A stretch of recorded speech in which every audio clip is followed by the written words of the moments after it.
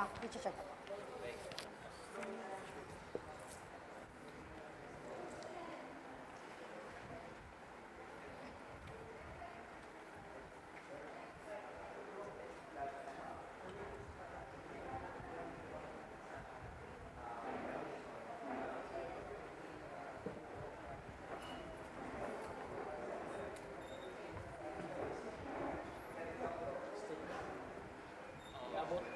Abot to, sir. Abot to.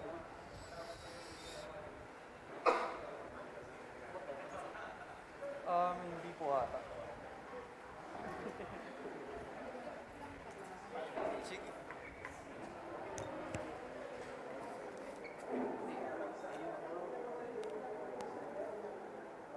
Test it na.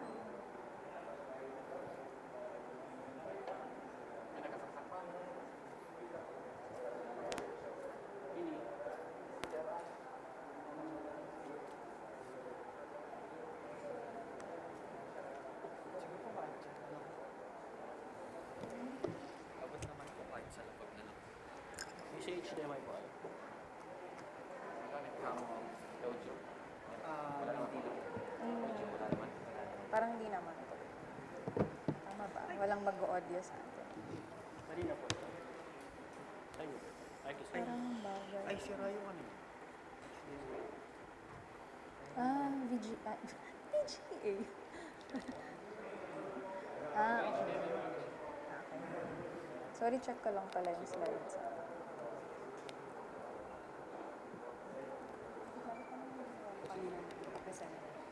Feeling kapag dito na, lalabas siya. Pero pag hindi, ito, yung tatlong dots. Tapos use the center view, show ka lang. Tama po.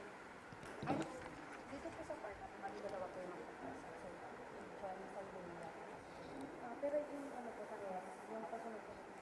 Tapos yung hazard assessment po.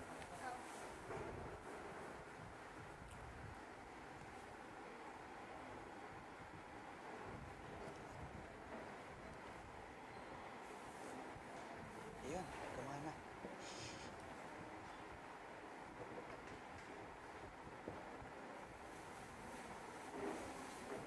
Yun lang, may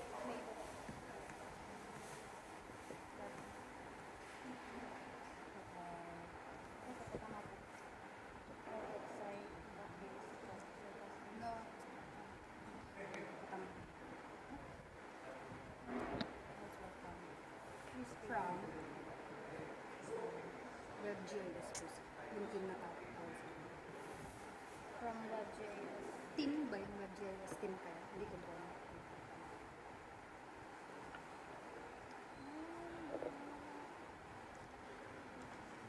Hindi ko na po sino magsisynthesize. Sino magsisynthesize?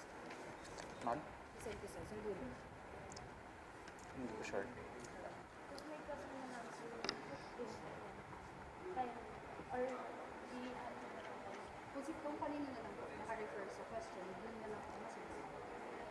So, yung question, pag ano hindi na lang po, pag question answer na kayo, pwede naman po, kasi parang general question yung answer na kayo.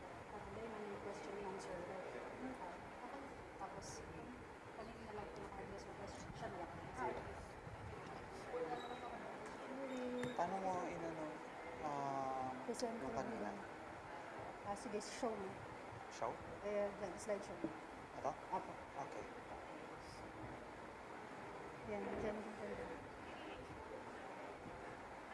Okay. Tapos saksak na lang natin mamaya. Hindi na lang naman.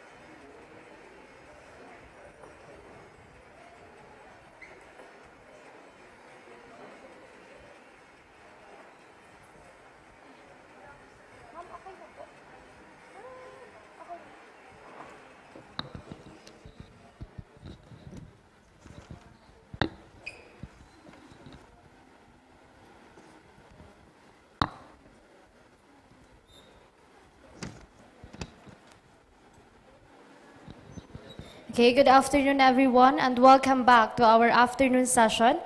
We know this is usually a siesta time, so thank you for staying with us. To keep the energy going, let's welcome Ms. Leonie Ann Timbal, who will present the NOAA flood modeling. Ms. Timbal, please.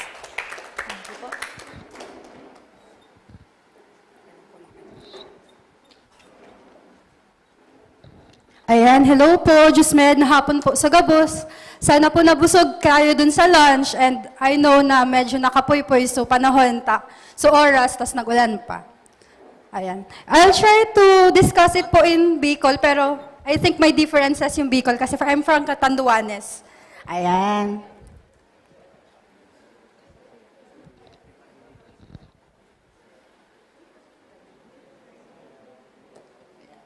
Hello po, ayun. So gaya po ng diniscuss ni Sir Mahar kanina, si UP NOAA Center po ay meron pong 4 na components and isa po doon si flood modeling component. So based dun sa name, kami po yung component na nagsisimulate ng flooding po.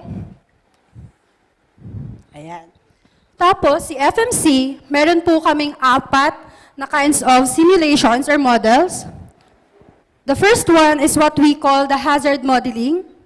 So si hazard modeling, ito po yung popular kind of model. Ito po yung 2D. So meaning, aside from the extent, kung gaano po ba siya, kadakuya ba so expand kang baha, piyahiling taman po uya, so kung gaano po siya kahalalom.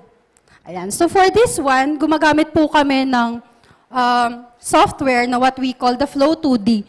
So tinitingnan po namin siya per grid kung paano po baga flow sa tubig. Ayan. So si model po ay meron po kaming ginagamit na mga flood parameters.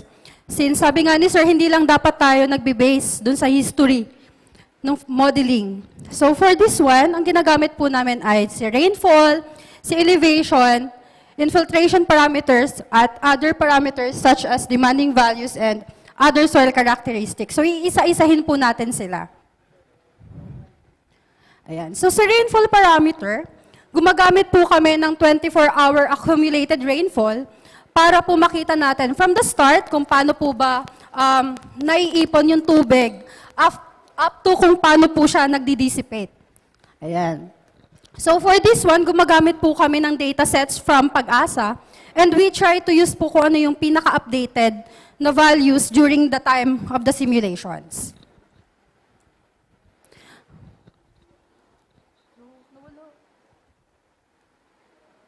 Ay. Sorry. Ayan. The next one naman po is infiltration parameter. So for this one, tinitingnan po natin yung characteristics ng lupa. Kung gaano po ba kabilis o paano po ba nagsisip through yung tubig vertically. Kasi, based dun sa kind of soil, iba-iba po yung bilis ng pagsip ng tubig. So nakaka-apekto ba? Nakaka-apekto kung gaano kabilis nawawala yung baha. Iba siya sa case na buhangin yung lupa, iba rin po siya sa case pag clay naman po yung lupa. So yung datasets naman po ng soil classification, ay kinukuha naman po siya from the Department of Agriculture, Bureau of Soils and Water Management. So hindi po namin siya gawa-gawa lang. So may mga basis po talaga yung mga parameters po namin. The next one naman po, isa po ito sa pinaka-importanting parameter ng pagmamodel ng baha is yung elevation parameter. Kasi di ba po ba, yung natural flow ng tubig, lagi siyang from the high elevation to low elevation. So, based po dun sa topography ng lugar, tinitingnan natin kung paano po ba magpo-flow yung tubig. So for this one, gumagamit po kami ng LiDAR at IFSAR data. Depende po kung ano po yung available dun sa lugar. Next one naman po, aside from those na naunang na-discuss, tinitingnan din po namin yung land cover data sets. Kasi kanina, di ba, sinabi natin, gaano ba kabilis yung pag-seep through ng tubig vertically. So si land cover naman po, tinitingnan naman natin siya, gano'n naman po ba kabilis o paano ba dumadalo yung tubig naman horizontally. For example, pag nasa semento yung tubig, mas mabilis yung flow ng tubig kasi walang harang. Pero kung nandun siya sa area na may mga plants, may mga kahoy-kahoy pa. So may mga instances na nahaharangan siya. So medyo mas mabagal yung flow ng tubig doon. So using yung mga parameters ng yun, nakakagawa kami ng models. Pero kasi, yung models, hindi siya mapapakinabangan kung hindi siya nauunawaan ng mga taong gagamit. That's why we translate yung results ng models into this kind of leveling po ng hazards. So gaya nung sinabi ni Sir Mahar, hindi lang depth ng baha yung basis natin sa pag-categorize ng hazard level. Kasi may instances din na hababaw nga lang sa baha, pero makaskas sa tubig. Igwa siya ng current. Kumbaga, mas apuradong gaagi sa tubig. That's why, aside from the depth, tinitingnan din natin yung velocity ng tubig. So sabi dito, si low hazard level daw, meron lang siyang low to non-existing na damages sa ating mga buildings or sa ating surroundings. Si medium, medyo delikado na sa mga tao sa mga luwas ng halong. But dun, pagdating natin sa high, hindi talaga sure na may impact si flood once na experience natin siya. Tapos, para din ma-visualize ng mga tao, ano ba yung leveling ng flood na to? Kasi pag sinabi mo sa akin 0.5 meters, hindi ko siya ma-visualize. So, gumamit tayo ng standard height ng Pilipino. Kung maaano niyo po siya, mamumukhaan sa silhouette niya, siya po si Manny Pacquiao. So, binase natin sa kanya yung hazard level. So, pag sinabi nating low, ano po siya, hanggang tuhod. And then si medium, hanggang mula tuhod up to taringa, ng 5'6" na tao. And then those na higher than that, yun na po yung kinatawag nating hazard level na high. Sabihan niyo po paano kung medyo mabilis sa presentation. Ayan, pwede niyo po akong pigilan pag masyadong mabilis. And then, ito po yung usual na output po ng aming models. Makikita niyo po dito yung extent mula dun sa Mount Isarog, papunta uya sa may Bicol River Basin. So gaya nung pinakita ni Sir Mahar kanina, makikita natin na medyo darker yung kulay dito. Pag tinignan natin sa legend, yung darker color po, yung may mga high level of hazards. So, bakit na high nga dito? Di ba sabi ni Sir Mahar, kasi meron daw ditong Bicol River Basin. Merong malaking body of water. Pero dito sa part na to, wala namang masyadong malaking body of water. Pero meron pa rin siyang hazard. Kasi, yung mga rainfall nga na galing dito sa taas ng Mount Isarog, since yung natural flow ng tubig ay laging from higher elevation to lower elevation, dun pa rin po yung punta niya. That's why po, meron pa rin po tayong hazard level po dito sa taas.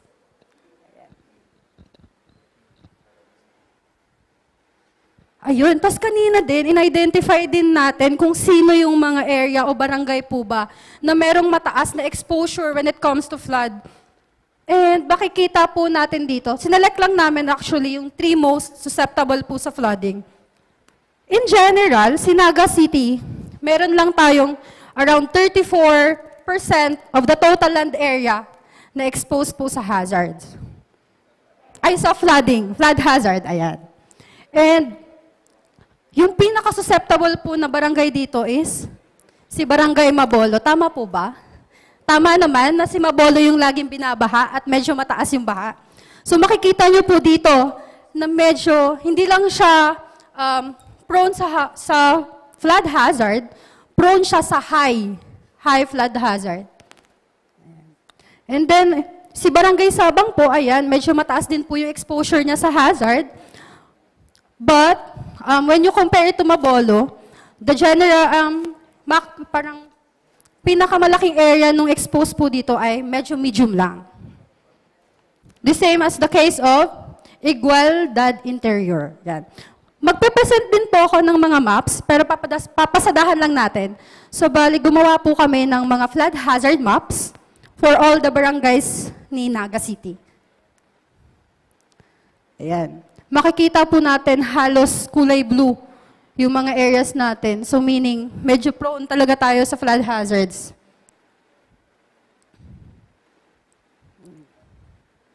Ayan.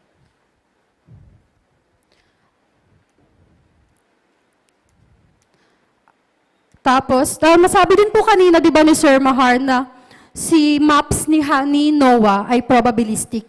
So, scenario-based po ito. So, itong mga mapang pinapakita ko sa inyo is a 100-year rain return scenario, meaning ito po yung mga ka-level ni Undoy, ni Christine, isa sa mga extreme events po na possible na mangyari dito sa atin sa Naga. Ayan. Medyo madami po talaga yung natin, flood. Si Mabolo po ay nagmukha ng aquarium kasi buong lugar niya is kulay blue na po. Ayan.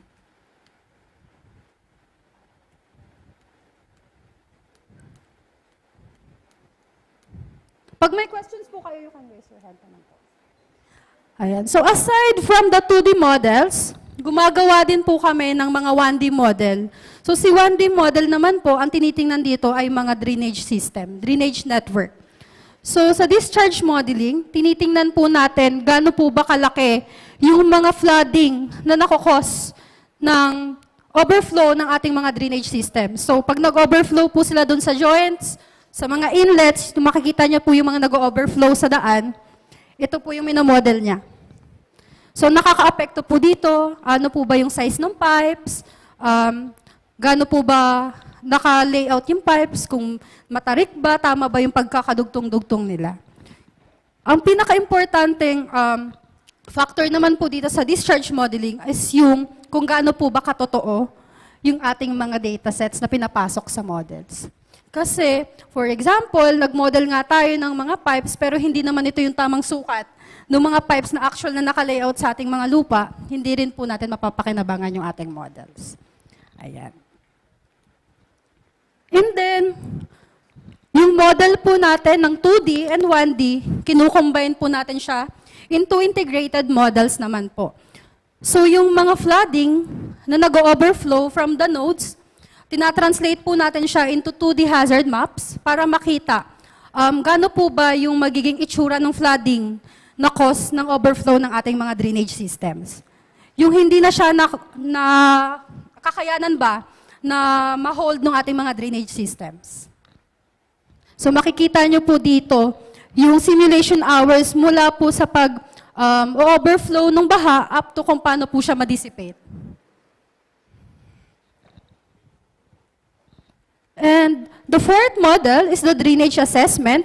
Dito naman po, di ba kanina sabi natin, tinitingnan natin ano ba yung layout ng mga drainage. Ano yung itsura nila. Dito naman po sa part na to, dito tayo naglalagay ng mga interventions. For example, yung pipe natin bumabaha kasi yung layout ng pipes niya is naka-horizontal lang. So when we adjust sa models, itatry natin i-correct yung slope niya, makikita natin gaano ba kalaki yung mababawas dun sa flooding. So dito naman natin ini-incorporate po yung mga possible interventions. Like what if naglagay po tayo ng halimbawa detention basin sa unahan. Diyan po natin siya makikita. Para po hindi tayo nagta-trial and error ba. For example, na-construct mo na yung detention basin, mali pala. That's why we do these kinds of models po. So syempre, model po siya, kailangan natin ma-validate. Tama ba yung pinagagagawa namin?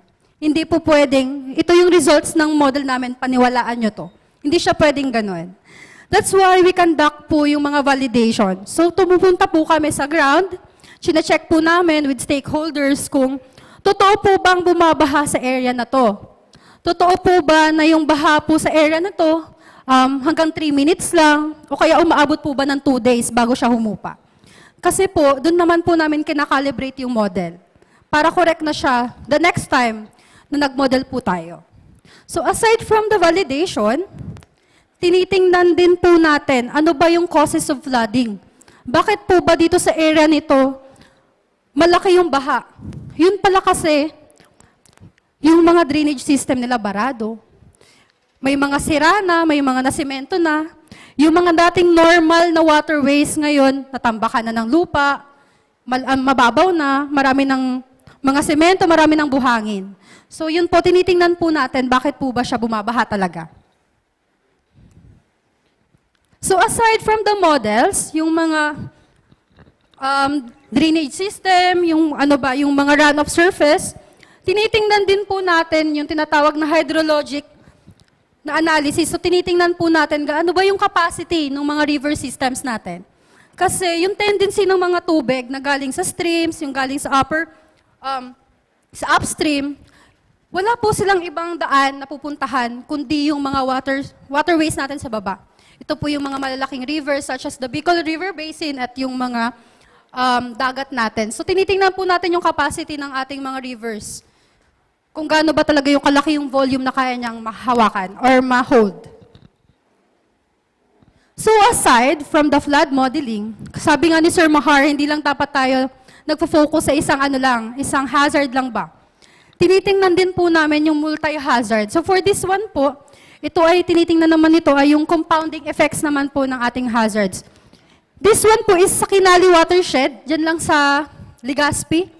So tiningnan po natin ano ba yung compounding effects ng flood, ng landslide, land subsidence at volcanic eruption. So based po sa mga experts at sa stakeholders, ano ba sa tingin nila yung mga hazard na mas matimbang ba? Mas nagkukos ng kapahamakan sa kanila. Kasi yung mga, yung pag tinitingnan natin yung disaster, dapat hindi lang siya per hazard. Kasi may mga instances din, di ba, halimbawa, umulan. Yung ulan, nag-cause ng flooding, nagkukos din siya ng landslide. So hindi lang isang event yung kinukos ng ulan. Next one is the impact assessment. Kanina, nasabi ni Sir na nagkakandak sila ng impact assessment sa mga tama ba, buildings? Oo, kayo. Ayan. So si NOAA, aside from hazard level at magnitude ng hazard, tinitingnan din po namin ano ba yung equivalent damage niya sa mga building properties natin once na naka-experience siya ng for example, 0.5 meters na baha. Ano yung magiging effect niya sa mga building properties? So aside from the effects sa building properties, we also try to compute po yung damages na nakakos naman po ng mga disruption sa services. So aside from the impact assessment, we also did po yung mapping naman nung COVID data during the pandemic. Hindi ko alam kung pwede siya tawaging era. Pero during the pandemic, tinutulungan po namin na mag-map po kung saan po yung may mga active cases, kung gaano po ba karami. So meron po tayong barangay level na mga maps for that one po. And ito po, it's a current project with the International Organization for Migration. Tinitingnan po natin kung ano po ba yung nagtitrigger ng mga displacement ng mga tao. Kung bakit po ba sila, bakit nila kailangang umalis sa kanilang mga bahay during climate disasters, climate-induced disasters. So for this one, nakita nyo na to kaninang mapa, pinakita to ni Sir Mohar. In-assess po namin yung mga cities and municipalities sa Pilipinas. Ano po ba yung mga pinaka-at risk na cities and municipalities in terms of flood hazards? And makikita po natin dito na halos yung kabuuan ng Pilipinas ay mayroong high to very high na risk when it comes to flood hazards. Pero, yung nakita kasi namin dun sa assessment, hindi naman necessarily nagtatranslate yung risk level dun sa displacement ng mga tao. Kasi for example, sa Bicol, lagi tayong tinatamaan ng bagyo, pero bakit may tao pa rin dito? So, nagkaroon kami ng assessment na nasa household level ba? Paano ba nagdidesisyon yung mga tao kung paano sila aalis sa kanilang mga bahay? So for this one, nag-conduct po kami ng mga key interviews and then focus group discussions together with the household surveys po para makita ano po ba talaga yung nagpupush sa mga taong mag-decide para umalis. So for this one po, na-identify natin yung tatlong major indicators ng displacement. So una, damage to housing. Next one is the lack of home ownership and then asset loss. Gaya ng nasabi pala kanina ni Sir, dito po kasi sa project na to, ang na-identify na dalawang hotspot is si Rodriguez Rizal at si Bagamano Catanduanes. Tapos nabanggit kanina ni Sir na parang pinupush po natin na magkaroon ng partnership with private houses para po dun sa evacuation. And yun po yung ginagawa ngayon ni Catanduanes. So matagal na pala nilang practice na may mga MOUs po sila with the private houses para po ginagamit itong main evacuation center. So for this one, kaya po mataas yung damage to housing kasi, for example, yung mga bahay kasi natin, halimbawa, made of light materials. So wala silang ibang choice kundi umalis sa bahay nila after bagyo kasi nasira.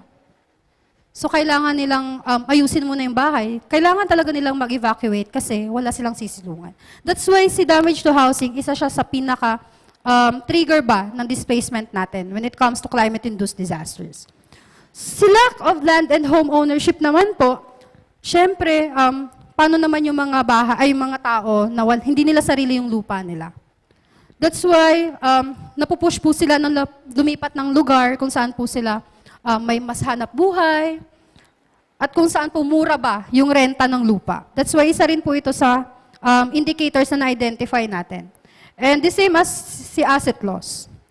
And yung pinaka-output po nito is yung model ng displacement. Since hindi po natin kakayanin na gawin ito sa lahat ng municipalities ng Pilipinas, kasi nga masinsin yung datasets na kailangan natin. Nasa household level po siya. That's why we create models po para ma-replicate siya into other areas po sa Pilipinas. And yung nagawa po nating models for this project is may accuracy na 76%, which is mataas na po siya. Comes to model. Pero nire-refine pa rin po naman po siya ngayon. And finally, yung flood modeling component, yung F nun sa FMC, tinry namin siyang i-translate to fire. Tinry na din po namin explore. Aside from flood, tinitingnan din po natin, ano po ba yung possible risk at impact naman po ng fire hazards sa ating mga building facilities. So for this one, based po sa ating mga building characteristics, sa characteristics po ng mga fire stations, yung kanilang capacity, ano po ba, gaano po ba ka-at risk yung ating mga areas. And aside from this one, ayan, tinitingnan din po natin kung gaano po ba kabilis yung pag-spread ng fire. Ito po ay nakadepende naman din po sa wind speed.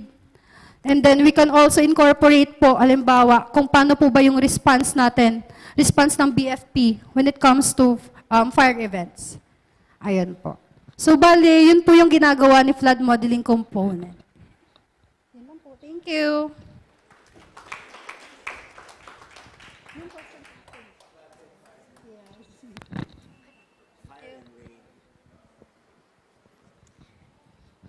Okay, thank you so much, Ms. Timbal. And after learning about flood modeling, let's now continue with another important topic, NOAA hazard modeling, to be presented by Ms. Jolly Joy Salupas.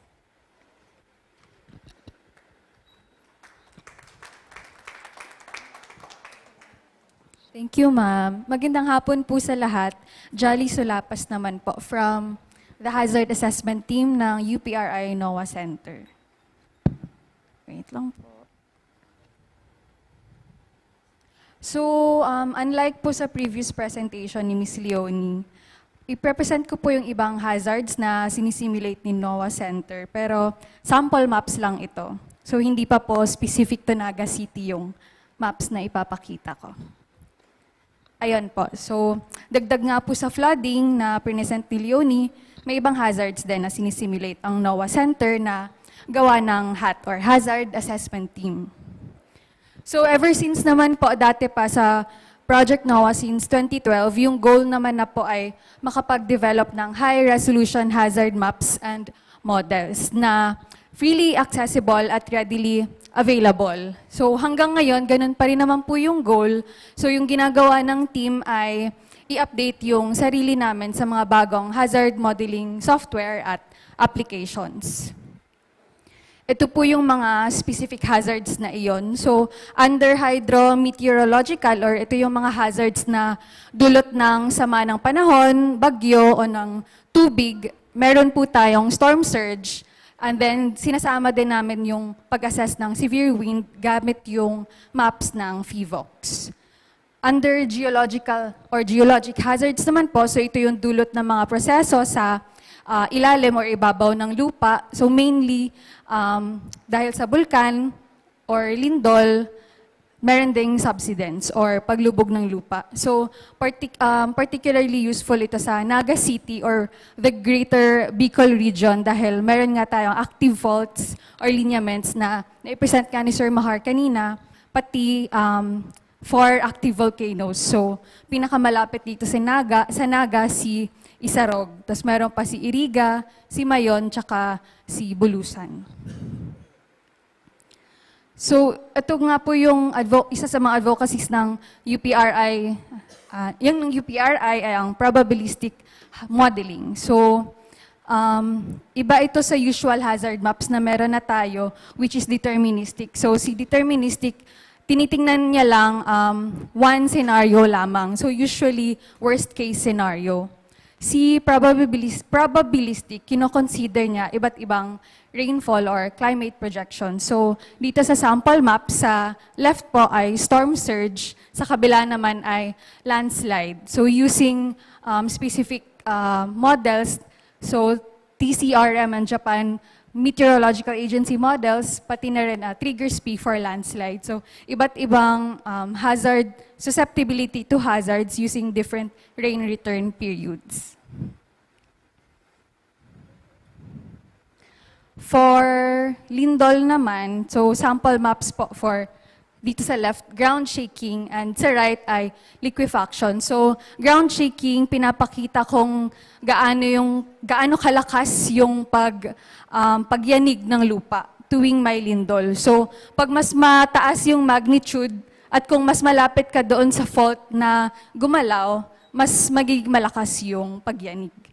Si liquefaction naman, ito kapag ka nag-liquefy yung lupa, parang nagiging liquid yung instead na solid yung soil, yung ground. So para siya nagiging liquid kasi nga yung manig yung lupa mo, mas nagsisettle yung particles mo. Then yung tubig lumalabas. So parehong nagdudulot yung dalawang hazards ng ito ng pinsala at pagguho ng buildings, pagkaroon ng crack sa lupa. Meron din po tayong, minomodel din po ng NOAA Center ang tsunami. So, kunwari nagkaroon ng, dito pa sa sample na ito ay 2012 Eastern Samar na earthquake na may magnitude na 7.6. So, mula dito, ito ay sa Ilocos region pala. So, gamit ang geoclaw na may tsunami modeling. So, kunwari gumalaw yung Manila Trench pala. So, located somewhere here, may tsunami height na around 1 meter, ganun, for a specific minute yung pagdating ng wave sa Ilocos boundary.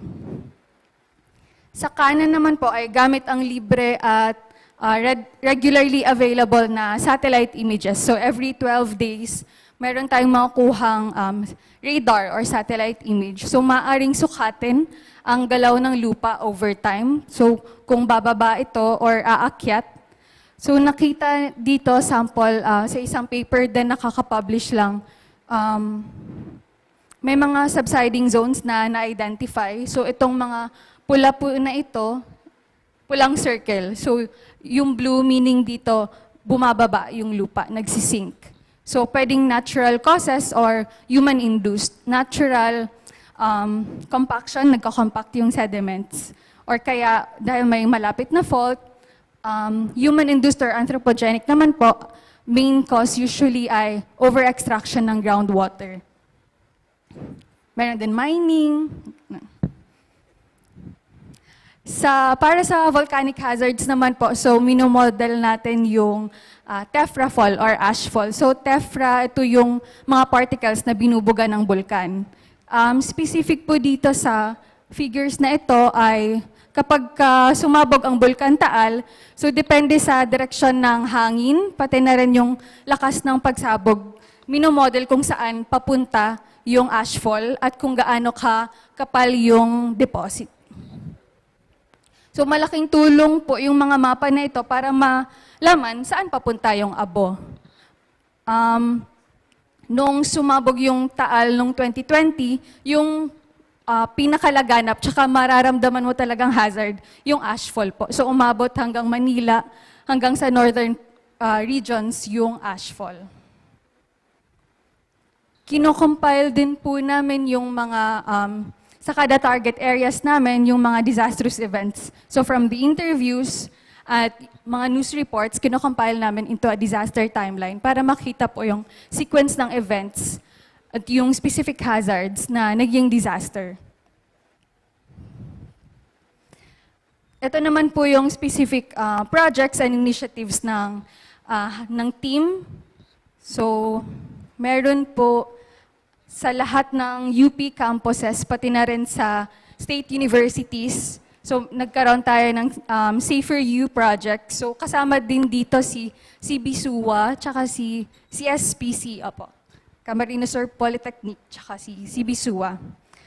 In-assess natin yung hazard, tsaka vulnerability and impact assessment sa kada campus.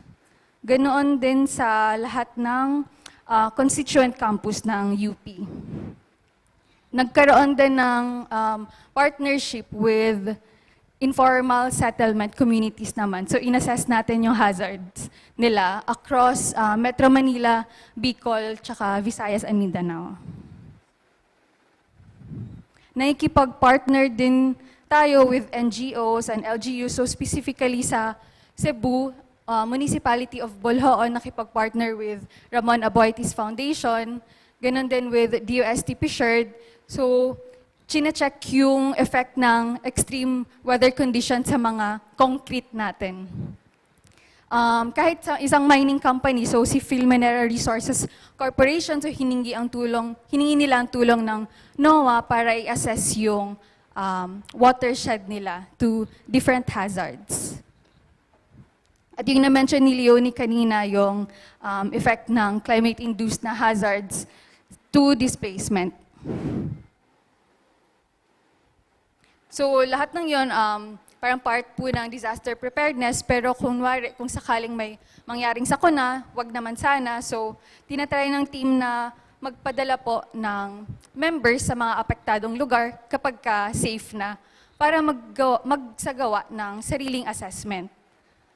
Ganun, sinisikap din ng team na mag-publish para ibahagi yung mga naging results ng assessment at research sa publiko sa paraan ng publication.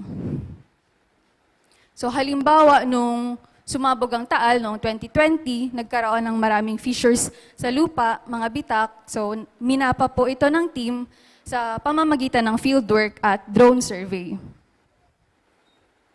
Hinihikayat din ng publiko na mag-submit ng kanilang obserbasyon gamit ang online crowdsourcing. So dito nag-submit sila ng location tsaka kung gaano kakapal yung ash na na-observe nila sa specific area nila. Recently lang din ito, nakwento nga ni Sir previously during 2024 na Bagyong Christine. So, sa mga munisipyo sa gilid ng Taal Lake, naapektuhan sila ng debris flow or lahar kung nasa volcanic area since nasa Taal nga ito. So, ayun, sample, scientific papers lang po na naipublish. So, meron na about the use of drones sa pag-assess ng hazard post-disaster. Then, during the Taal eruption, so, una pong nakita ito ng NOAA na nagkaroon ng hazardous base surges. So, previously may reported na base surge within Taal Volcano Island, pero nung nag-fieldwork po ang team yun, unang nakita ng NOAA Center yung base surges na iyon. Pati na rin yung tephra fault deposits, mainly from the crowdsourced information. May mga ongoing scientific papers din po, Abuyog Leyte at Cusiong in Maguindanao del Norte. So, ayun lang po mga initiatives at publications ng NOAA Hazard Center. Hazard, yes. Thank you.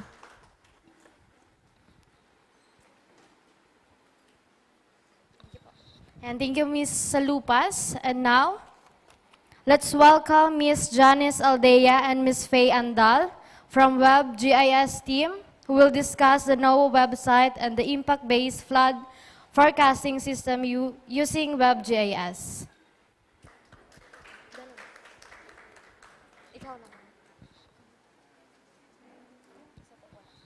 Later. Marhay na hapon po. Hindi pa ako taga Bicol, nakagaya ni Leonie. Pero yung husband ko po is taga Albay, Daraga Albay. So medyo nakakaintindi ako ng konti ng Bicol po. Ayun. Okay, so kami naman po yung team ng WebJS. So yung team namin, lahat po ng efforts na ginagawa ng flood component at saka ng hazard team, kami po yung nagko-convert into something na mas naiintindihan o mas nagagamit ng mga target users natin yung mga maps na ginagawa nila. So kami po yung gumagawa nun. So yung team po namin, the WebJS team, yan, kami po yung team na gumawa ng NOAA website. Okay, so siguro, ayan.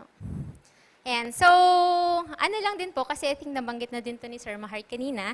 So sa Philippines, noong 2024, number 1 tayo. Pero number 1 tayo sa World Risk Index. So hindi siya number 1 sa medyo one of the successful na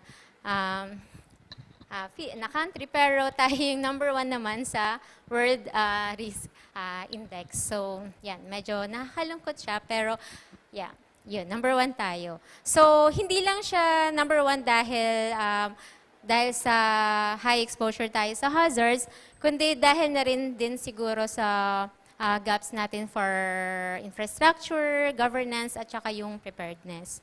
So, ayun. Ayan, so Philippines din po ay located din kasi siya sa Pacific Ring of Fire. So, tayo yung nasa intersection, we are located yung sa intersection of multiple tectonic plates. So, ibig sabihin, prone po tayo sa typhoons and also dun sa mga earthquakes, tsunamis, tsaka mga volcanic eruptions po. Yan. So, nasa gitna tayo. Tapos, every year din po, madalas din tayo nakakaranas ng flooding. So, flooding po is natural hazards ito, due to yung mga typhoon po na nararanasan natin every year. So sa isang taon, from June to December, madalas nakakaranas po tayo ng tag-ulan. Tapos nasasabayan pa siya minsan ng mga southwest monsoon natin. So mas lumalakas po yung ulan natin at nagkukos po siya ng pagbaha sa lugar natin. Okay, so NOAA po ay formerly Project NOAA. So Nationwide Operational Assessment of Hazards po yung NOAA. So ito po yung ginagamit natin to assist po yung mga disaster risk reduction and management, climate change adaptation, and mitigation efforts. So dati po, initially developed siya ng DOST noong 2012 to 2017, and then inadapt po siya ni University of the Philippines under the UP Resilience Institute after ng 2017. Ayan, so NOAA's impact po, according to UNDP po, nung 2022, tayo po yung, meron po tayong score na 59.7, parang kapares natin yung PSA, Philippine Statistics Authority. So tayo po yung madalas ay parang mas ginagamit o trusted resource for disaster preparedness and response across the Philippines. So, ibig sabihin, ginagamit po yung website natin, lalo na po sa pag-develop nila ng mga CIDRA, yung DRR plans, Comprehensive Development Plans, at saka yung mga contingency plans po natin pala. Ayan, so NOAA website. Na-try nyo na po ba ma-visit yung NOAA website natin? So, puntahan nyo lang po yung noaa.up.edu.ph. So, ito po yung feature ng NOAA website. Meron tayo actually 3 major na features. Yung Know Your Hazards, yung NOAA Studio, at saka yung bago po yung Impact-Based Flood Forecasting System na i-discuss naman po mamaya ni Faye. Yan. So, ngayon po, i-discuss ko lang yung Know Your Hazards at saka yung NOAA Studio natin. So yung Know Your Hazards, ito po yung isa sa features ng NOAA, wherein ito po ay pwede nating i-assess yung location natin kung prone po tayo sa flood, sa landslide, at saka sa storm surge. So, ayan. So, kapag nag-search po tayo ng location natin, makikita natin agad kung prone ba siya sa flood, sa landslide, and storm surge. At meron din po features dito para malaman kung ano yung mga pwede nating gawin during flood or what to do after ng flood, ganyan. At meron din po tayong mga critical facilities doon sa Know Your Hazards na features. So doon sa critical facilities na yan, once na nag-select tayo ng location na gusto nating i-assess, meron tayong meron tayong makikita mga critical facilities na within doon sa location na sinearch mo. Tapos makikita po doon yung mga available na pwede nating puntahan na schools or mga hospitals or yung mga police station, mga ganon. So within 5 kilometers, I think yung area ng mga critical facilities na yon, makikita natin sila. Okay, so ayan. Tapos, ayan. So, meron lang din kaming quick exercise na ipapagawa para hindi po tayo inaantok kasi baka yung iba po natutulog na or ayan. So, try nyo pong i-visit yung noa.up.edu.ph and then, yan. Yung under po ng Know Your, yan. Pwede pong pa-visit lang po para lang din po, magising-gising din po tayo. Ayan. So, under po ng Know Your Hazards, check nyo po yung neighborhood po ninyo. So, pwede po kayong mag-search ng kahit anong location dito sa Naga. Ayan. Tapos, bali mag-iikot po yung iba naming ka-team. And then, pa-check din po if yung house nyo po ba ay lalabas sa map. Ayan. So, sige. Try nyo lang po muna pumunta doon sa NOAA website. Ayan. Ayan. Tapos, pag may question po kayo, pwede nyo po kaming tawagin or kung gusto nyo pong assist sa amin. Ayan. So, go to noa.up.edu.ph and then check nyo po yung location na gusto nyong malaman kung prone siya sa hazards. And then, pagka-enter nyo po kasi, redirect po kayo dun sa page wherein meron na tayong output kung prone po sa flood, landslide, or sa storm surge. Ayan. Okay. Yan. Sige, try lang po natin. Para mas ma-experience po natin si NOAA.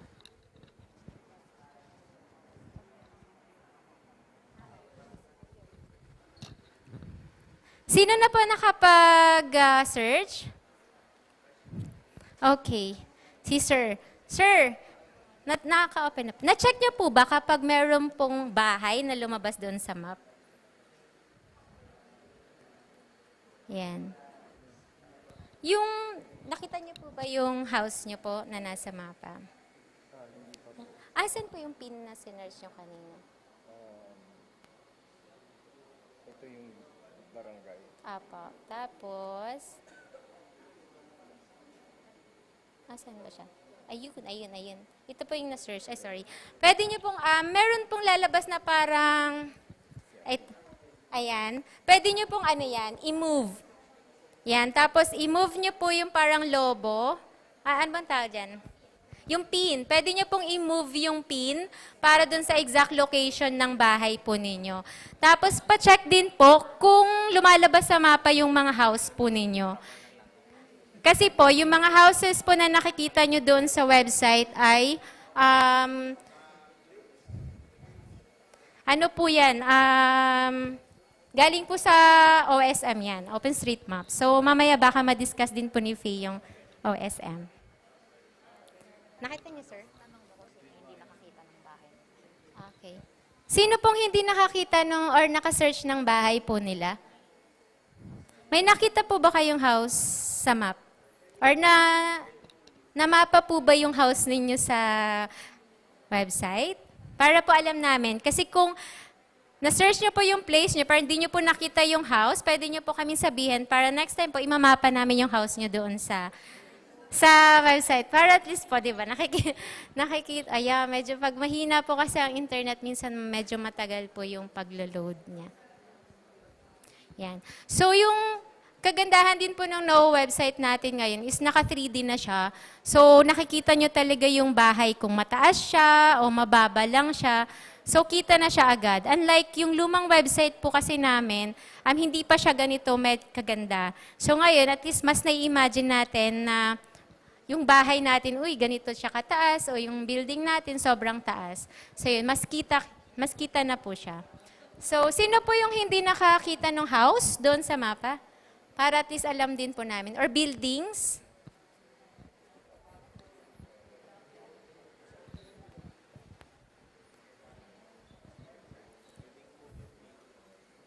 Nakita niyo, sir? Hello, ba't si sir? Kayo po, sir. Ito naman, hanap ko na. Pero naka-satellite image. Opo. Pag satellite, yan. Pwede nyo rin pong palitan yung map nyo, kung ay yung base map nyo, kung gusto nyo satellite view or yung OpenStreetMap view, para mas na-visualize po ninyo pag satellite image. So, yan yung building.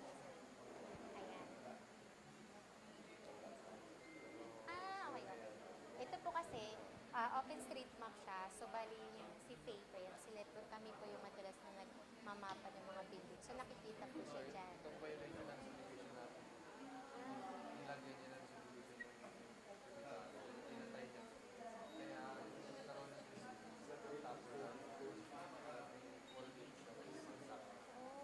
Ito po wala namang bahay.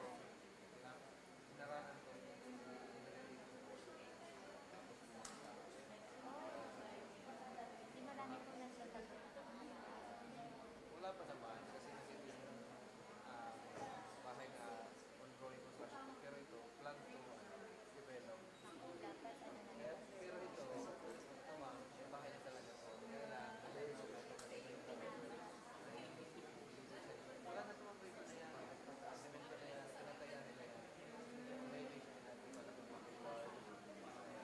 Tinatay nila yung regular. Ginawa nila yung regular. Yun nga yung kagaya po sinabi ni Sir Mark kanina kahit ang after Kaya ngayon, nagkakaroon na dito ng kalsada, parang nag-erode na yung dito. Straight na. medyo delikado. Ayun. Thank you, sir, for sharing po. So, yung mga nakikita niyo po sa Know Your Hazards na page, bali 100-year return period po yung flood na nakikita po niyo dyan. So, ibig sabihin, ano po yun? Yun yung worst case natin for flood. Ayan. For naman po, yung i-review niyo po kung lumabas po sa area niyo yung flood hazard level. Lahat naman po, may results naman po lahat ng sinerge nyo. Ayan. So, next po, yung hazard level po ba ay nag-reflect siya sa totoo po bang nangyari? I mean, totoo po bang binabaha doon sa lugar nyo na sinerge nyo?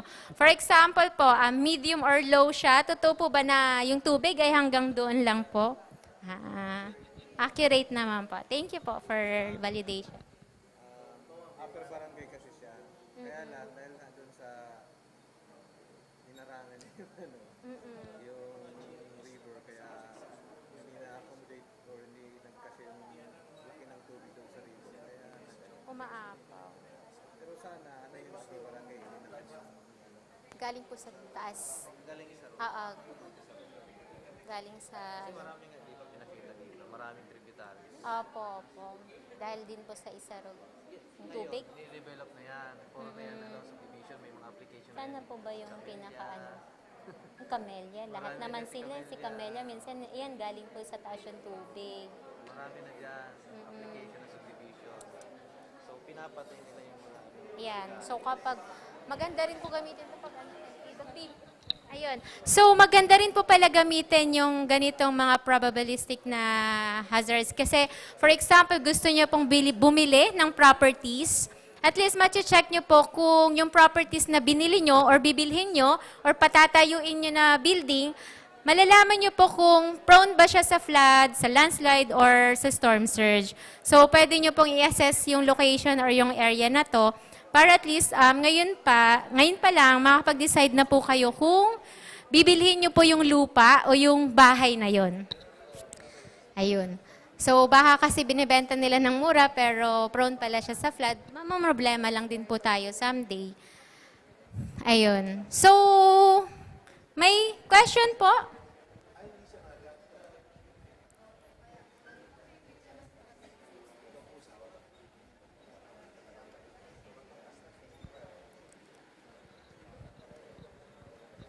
May question po tayo. Kayo, sir. Ay, yes, sir. Ano po? Ma'am, matanong ko lang po kung anong resolution po yung ginamit nyo sa pag-analyze ng resolution ng digital elevation model? Para po ma-assess namin kung magagamit ba namin siya locally or nationwide po yung Yung hazard po. Opo. Sige po, itatanong po natin sa ating flood. May question si sir, kung ano daw yung ginamit nating resolution for the flood hazard, para daw alam nila kung Depende po siya sa area, kung ano po yung available na DTM po doon. Itong atang nasa website ay 30 meters by 30 meters. Opo. Pero yung mga sinisimulate po ngayon na nakaspecific po sa LGU, kaya po mag-simulate hanggang 5 meters to 2 meters. Opo. Opo. Thank you. Ayan. So, may question pa po? Ayan. So, lahat naman po tayo naka-experience mag-search ng area natin. So, since naka-experience na po tayo, siguro mas okay po pag i-share din natin sa iba para at least yung iba po. Meron. So, meron, sir. Okay. Yung mga unavailable maps. Meron daw sila, sir, na nakita kanina na unavailable maps. Ibig sabihin, sir, is wala pong hazard maps. Oo nga pala. Yung, actually po, yung iba po, hindi pa natatapos yung pagmapa ng buong Pilipinas. Kasi since nung pinatigil nga po yung, hindi naman pinatigil. I mean, nawala ng budget. Ayan. So, nung lumipat na po kami sa UPR, hindi na na-continue yung pag-develop din ng buong Pilipinas na maps natin. Yes po. Hunter na downloadable na data doon. Pares pa yan dito? Hindi. May question si sir kung yung sa flood lang po ba? Ayan, ang question ni sir is kung yung sa Hazard Hunter daw po ba na maps ay same dito sa NOAA natin. So, iba po yung gamit ni Hazard Hunter na na hazard maps doon. So, I think galing po siya ng NGB. So, yung mga maps po nila ay historical maps. Tapos tayo naman po sa NOAA ay mga probabilistic maps po. So, yun po yung binabanggit din ni sir kanina na mga historical maps. So, ayun. Ayun. May question pa po. Ayan. So, kung wala na, thank you po sa pag-test ng aming NOAA website. So, yun po yung isang major na feature ng NOAA, yung Know Your Hazards. Meron din po tayong another feature, yung NOAA Studio naman. So, si NOAA Studio, meron po tayong iba't ibang features or layers na meron doon. So, meron tayong 3D, may flood hazards, landslide hazard, storm surge, volcanoes, critical facilities, weather, satellite image, saka yung IoT. So, i-discuss natin siya isa-isa. So, yung 3D po, meron tayong feature na pwede nating i-3D yung mapa natin. So, mas ma-appreciate natin siya kasi nakikita natin yung bundok, yung mga bahay na kung gaano siya katataas, kung kung mababa ba siya, or kitang-kita natin yung flood or yung storm surge, kung naaabot po yung bahay natin or yung area natin. Tapos meron din tayo dito sa flood. So kapag, kung kaya niyo pong i-visit yung NOAA Studio. So, sa homepage, meron po tayong button doon sa top na NOAA Studio. So, click nyo lang po yun para makapunta po kayo dito sa NOAA Studio. So, sa landing page, meron tayong button for NOAA Studio and then, yan, click nyo lang po yun. So, sa flood hazard po na layer, meron tayo dito 3 klase ng layers. So, merong 5-year return period, 25 at saka 100-year return period. So, makikita nyo doon yung difference nung 3 yon. Tapos, pwede nyo rin pong paglaruan, pwede nyo pong palitan yung mga kulay ng mga hazard maps na yon. So, pag wala akong nagawang screenshots, medyo mabagal po kasi yung net, so hindi na kami makakapag-live demo. So, dito sa flood hazard po, pwede nyo i-select yung opacity ng mga hazards, pwede nyo i-select yung kulay nila according to kung ano po yung gusto nyo. So, pwede nyo siyang palit-palitan ng kulay. So, bakit namin siya ginawang ganito? Para mas madali nating ma-appreciate or makita doon sa mapa yung iba't ibang hazards. So for example, for landslide, gusto natin kulay green siya, pwede natin i-select na green. Yung flood, kung gusto nyo red, orange, or yellow siya, pwede po yun. May pink, black, green, violet, mga ganon. May mga choices po yan, may iba't ibang kulay. So, pwede nyo po siyang paglaruin at iba-ibahin yung kulay. Tapos, pwede nyo rin pong baguhin yung opacity niya para at least kita nyo pa rin yung bahay kapag nakapatong po yung mga hazards doon sa bahay. Yan. Ganon din po sa landslide at saka sa storm surge. So, sa landslide, meron tayong landslide at saka, marami pa, ano ba yung sa landslide? Landslide, nakalimutan ko na. Ayun, induced landslide. Okay, at saka, earthquake-induced landslide. At saka, sa storm surge naman may 4. So, yung SSA 1, SSA 2. Yung ako, ano po yun? Sa lakas ba yun o taas? Yung SSA 1, 2, 3, 4. Sa lakas. Okay. Meron din po iba't ibang klase ng lakas dun sa storm surge. So, pwede nyo po siyang paglaruan dun. Tapos, next naman is yung volcanoes. So, meron din tayong layers for volcanoes naman. So, meron tayong mga, madidisplay natin dito yung lahat ng mga volcanoes na available sa buong Pilipinas. So, meron tayong active, may inactive, at saka mga potentially active. So, dito sa active natin, pwede natin siyang, pwede nating i-click yung mga volcanoes doon and then ma-redirect tayo doon sa website namin na meron siyang mga information or something na pwede nyo pong basahin about doon sa volcano na yon. So for example po sa Isarog, pag clinic nyo po siya, ma-redirect kayo doon sa website, ayan. Tapos pwede nyo pong basahin yung kwento ni Isarog. May kwento si Isarog. Ayan, so next naman po, yung critical facilities naman. So, meron din tayong critical facilities sa buong Philippines. So, may police station, fire station, hospital, tsaka schools.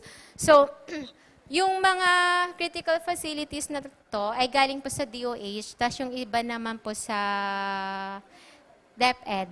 Tapos, the rest po ay galing sa OSM, OpenStreetMaps. Yun po yung minamapa ng mga sa OSM.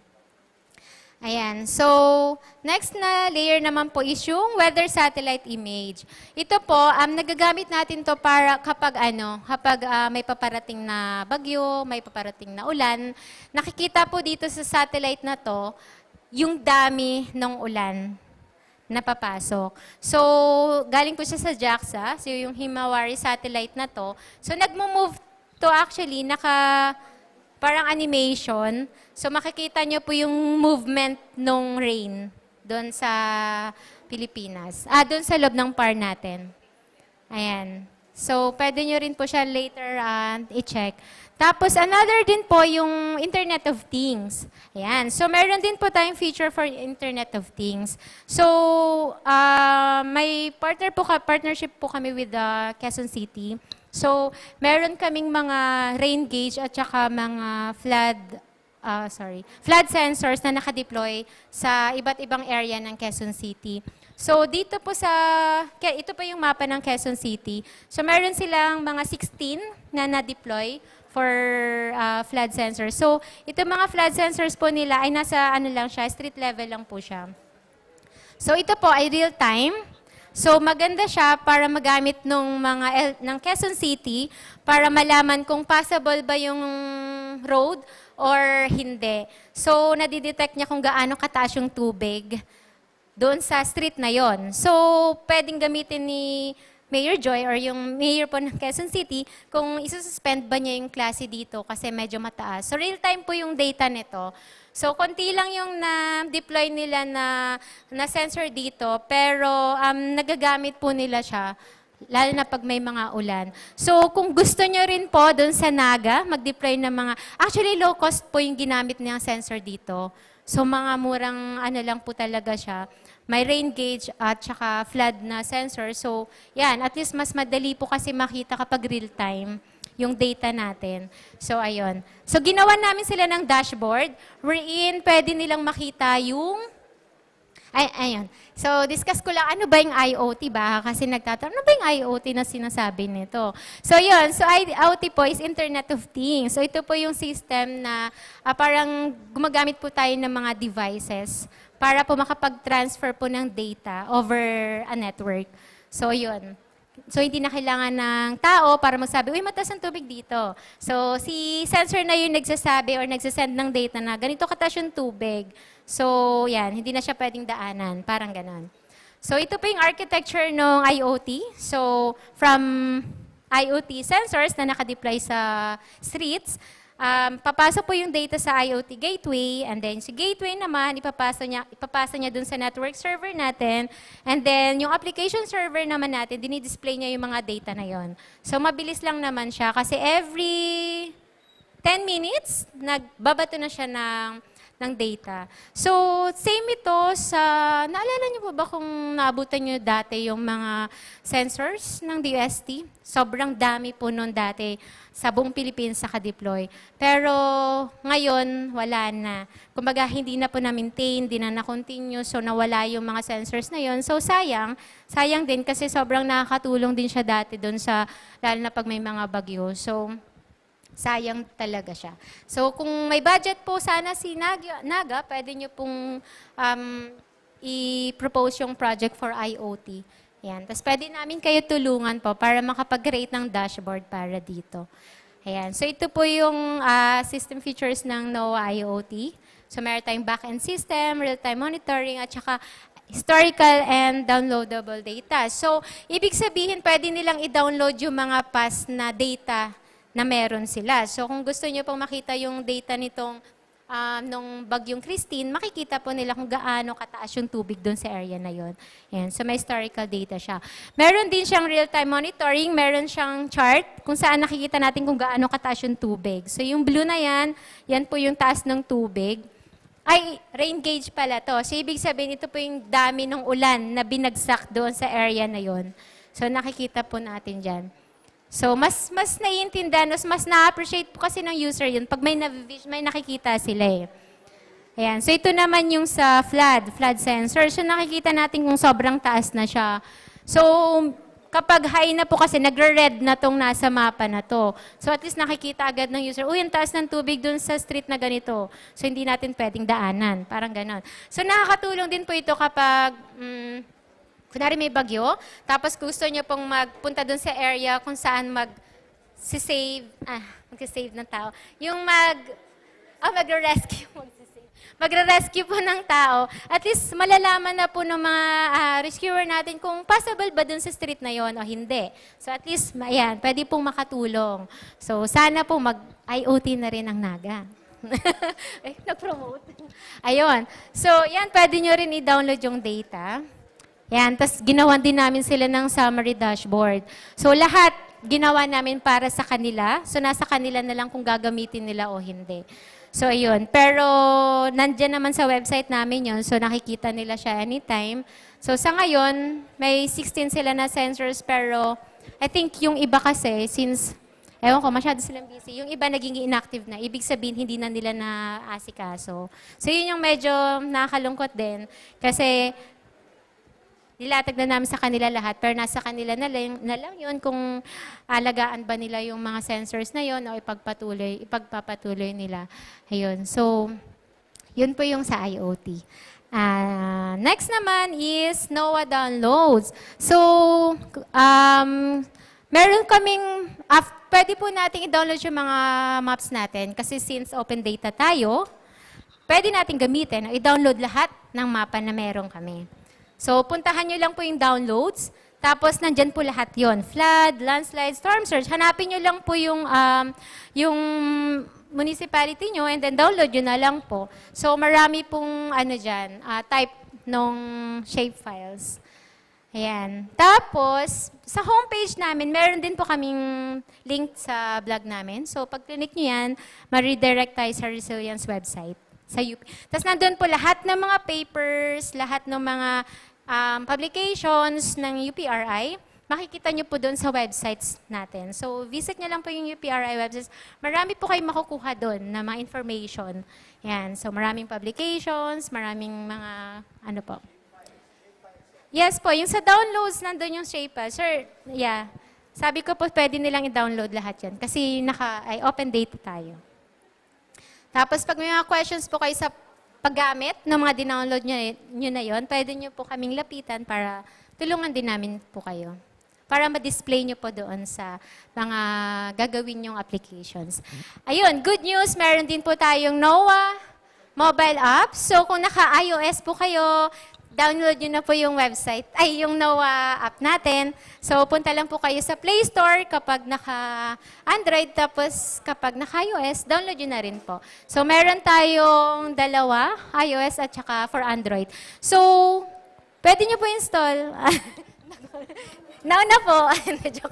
Install nyo po. Bago lang po actually namin siya nilabas, nung Feb lang. Nagkaroon kami ng app. So, hindi lang po sa website natin pwede i-access yung NOAA, kundi sa iOS at saka sa Android na din. So, yun. Congratulations, NOAA. Meron na tayong app. Ayan. Pwede nyo po pala i-scan. Ayun. For iOS users, pwede nyo po i-scan yung QR na yon. Tapos, yan. Scan nyo po yung QR na nandun sa dulo po. For iOS. Tapos, pag Android naman po, ito po nandito. Yan. Download nyo na po para download nyo na po para mas mabilis nyo po ma-access yung website natin kasi baka makalimutan nyo po yung URL namin. At least, pwede nyo. Pwede. Yes po, na-discuss. Tapos, sir, mamaya di-discuss ni Faye. Ayun, yun po yung website natin. Meron din po tayong may next na feature for mobile apps. So ito po yung ongoing na dina-develop namin ngayon. Meron tayong rainfall contour at saka typhoon track. So magkakaroon na ng additional features doon sa NOAA app na yan, may rainfall at saka typhoon track. So at least malalaman natin pag may bagyo kung ano yung track nung bagyo na papasok sa PAR o sa Philippine Area of Responsibility. Ayan, so ongoing yan. So hopefully ma-deploy natin next month. Ayan, so pag next naman po, yung impact-based flood forecasting system, i-discuss naman po ni Ms. Faye Andal. Thank you po, Jos Mavalos. Hello po. Ayan, wait lang po. Bago po ako magsimula, baka inaantok po kayo. So pwede po ba tayong tumayo? Tapigin niyo po sa kaliwang balikat yung katabi niyo po. Gisingin niyo lang po siya. Ayan, para po may energy naman po tayong lahat. Ayan po, sige. Or yung nasa kanan naman po, ayan, para fair. Ayan, tapakin niyo lang po. Gisingin niyo lang po ng onte. Ayan po, so salamat po at pwede na po tayong umupo. Ayan. So, kanina po, na-discuss na ni Miss Leonie, Miss Jolly, at saka ni Miss Janice yung iba't ibang outputs na nilalagay natin sa NOAA website. Pero ito naman pong ipapakilala ko sa inyo ngayon ay isang importanteng feature din po na pwede nyong gamitin sa inyong mga organisasyon. So siguro po, magtatanong po muna ako sa inyo, ano po yung madalas natin tinatanong kapag may bagyo? kapag may maulan, ganyan, or may bagyo, ano po yung madalas nating tinatanong? Ano yun, sir? May pasok po ba? May pasok po ba? Ano pa? Ano pa po? Pag may bagyo, or may kahit malakas na ulan, ano yung usually pumapasok sa utak nyo? Sa ano po, sir? Relief goods. Relief goods. Ano pong, klaseng tanong sa relief goods? Grocery items. Grocery items. Ano pa po? Pagka may bagyo, ano po yung unan yung naiisip? Signal number. Anong signal? Number, Ano pa po?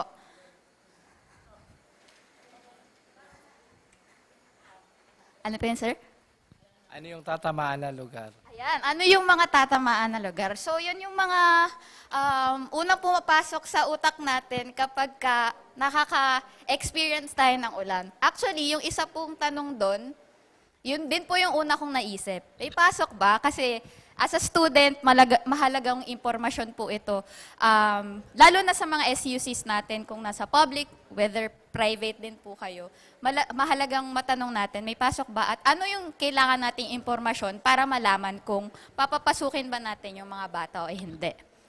And sa inyo po, as sa mga organization nyo po, ano yung usually ginagamit nyo pong data para i-check kung muulan ba? Or ano yung agency na chine-check nyo po kapag maulan? Typhoon 2000, syempre naman po. Ano pa po? Pag-asa, ano pa? Windy, ayan, maganda yung itsura ng Windy, no? Very interactive, very colorful. Ano pa po? Facebook, meron din. Kasi nagpo-post din po as frequent yung Facebook, ay sa mga Facebook pages. Pero chinek ko po yung Naga City DRRMO. Medyo bago po yung Facebook page, no? So ito po yung usually na pinopost. So una, meron galing kay Southern Luzon, Pag-asa. So nagpo-post din po dito ng yung mga warning, diba po, yung color-coded warning natin. Like pag yellow, kailangan aware na tayo. Tapos sa orange, prepared na. And then sa red, dito na dapat tayo mas alert kasi kailangan na nating mag-respond. Pero bukod doon, meron din tayong sinusunod from DILG po. So yun, mas mataas din na level pagka nag-i-issue sila ng mga gagawin natin. Ayan. So kung mapapansin nyo po dito sa Pag-asa, ano po yung makikita nyo? Isang kulay lang, no? Yung very generic yung approach po, no? Pero may ipapakilala po ako sa inyong bagong feature, which is called yung impact-based flood forecasting. So ito pong feature na to is project din siya since 2021 or 2022 in partnership with USAID and also with or under the Academic Alliance for Anticipatory Action or 4As. So ito pong project na to, nag-originate pa siya 2016 or 2017 with German Red Cross. And ang focus namin noon is Panay Region. Ang gusto naming mangyari is to forecast yung aling communities or aling mga agricultural areas yung pwedeng tamaan and paano magre-respond yung mga agencies like insurance companies para makatulong doon sa mga agricultural areas na yun. Pero dito po sa flood forecasting system natin sa UP NOAA, ginawa po natin siyang for the whole Philippines. And later, papakita ko po sa inyo kung ano yung kagandahan nito and paano siya gamitin. So, yung goal po nito or yung aim ng impact-based flood forecasting is to forecast or i-predict kung aling barangay level yung tatamaan ng baha or makaka-experience ng pagbaha given a specific rainfall event. And 24 hours po siya in advance. So, ibig sabihin, yung makikita nyo po sa mapa, alin yung may ulan, and makikita natin kung ano yung possible areas na bahain bukas. Possible na bahain. Okay? So, ibig sabihin, meron pa tayong lead time para mag-prepare kapag possible na siyang mangyari. Okay? So, bakit ba siya importante? Kasi it would allow different organizations like government units and different humanitarian organizations, schools, agencies to take preemptive measures, which is very important pagdating po sa anticipatory action. So, meron po tayo iba't ibang pwedeng magawa kapag po na-access natin yung ganitong information. So una, pwede nating i-prioritize kung alin yung communities na kailangan nating tutukan. Di ba po? Kasi kung babahain sila, dapat prepared tayo, alert tayo kung sino yung pupuntahan natin, bibigyan natin ng tulong later on. And then, since meron din siyang map, which is I will show you later, pwede din po nating ma-estimate alin yung, or gaano kadaming damage yung pwedeng ma-incur kapag po nangyari yon. So makakatulong din po siya sa pag-prepare sa LGU kung ano yung assessment natin. And lastly, syempre, gusto natin, aside from being prepared, gusto din natin mag-react in an efficient manner. So it would also allow us to allocate resources efficiently for effective disaster response. Okay, so bakit ba siya unique? So una, it's very granular. So yung mga predictions or forecast natin is barangay level. Pero yung, ayun, kasi yung mga naibibigay sa ating information minsan is very generic, which is useful pa din naman, pero we can do much better. Kasi with all of these data, pwede pa tayong makapag-analyze better and to be able for us to prepare for and to respond to much better. And yung unique dito is no other platform or agency has achieved this yet. So with your help din po, later on, explain ko po kung paano kayo makakatulong para ma-improve pa itong system or model po natin. Okay, so mga siguro po curious kung paano natin dinevelop itong system na ito, kung paano natin siya ginawa. So i-discuss ko po sa inyo in very short kung ano yung datasets natin and paano sila nagko-connect. Okay, so in this flood model or system, we use 3 datasets. Okay, 3 major datasets. So yung una po is called rainfall forecast. And this is developed by Weather Manila, which is based din po sa UP Diliman, sa IESM. So si Dr. Jerry Bagtasa has been doing this for quite some time na po. So kumukuha po siya ng mga rainfall models from international data sources. And then kinakalibrate niya po ito into locally based sa mga meteorological and geographic conditions ng bansa natin. So ito po is 24-hour accumulated rainfall and 24-hour in advance siya. So, ibig sabihin, makikita nyo dito, yung mga, lalo na yung mga mapupulang areas, ito po yung malalakas yung pag-ulan. So, kanina po, siguro just to compare, yung Pag-asa, they provide us with color warning system, right? And very generic siya. So for example, sa Naga, ganito yung, or sa Bicol, ganito yung kulay. Pero with this kind of dataset, we can pinpoint alin specific areas yung pwedeng maka-experience ng ganitong kadaming rainfall. Okay, so mas makikita natin or mas a-analyze natin mabuti kung ano yung pwede nating gawin. And then we move to flood hazard. Okay, so kanina po na-explain na ni Dr. Lagmay kung ano yung causes ng flooding. So una doon is yung ulan. Pero ang ulan, nagkakause siya ng flood. So out of this rainfall forecast, malalaman natin kung alin yung pwedeng bahain based doon sa dami ng ulan na nangyayari or na forecast. Okay, so gamit itong rainfall forecast, we can also see if yung areas na yun na may malakas na ulan ay possible bang bumaha or hindi naman.